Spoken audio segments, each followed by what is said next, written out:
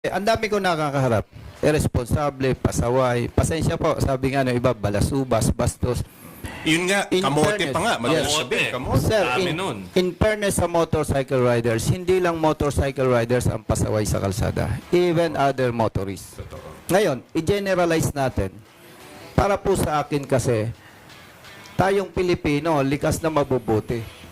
Kung bakit may pasaway, akala natin pasaway siya, balasuba siya. The problem is, hindi kasi naturuan. Correct. Kaya sir, kung mapapansin mo sa rider, may nagsusuntukan driver ng kotse at saka motorsiklo. Kasi, akala nung motorcycle rider, tama siya. Kasi tayo naman marunong tumanggap eh. Pag alam nating mali, sir, pasensya na po. So, kaya nagkakaroon ng away, parehas silang naniniwala, pareho silang tama. So, anong bottom line? Kasi hindi sila tinuruan ng tama. Correct.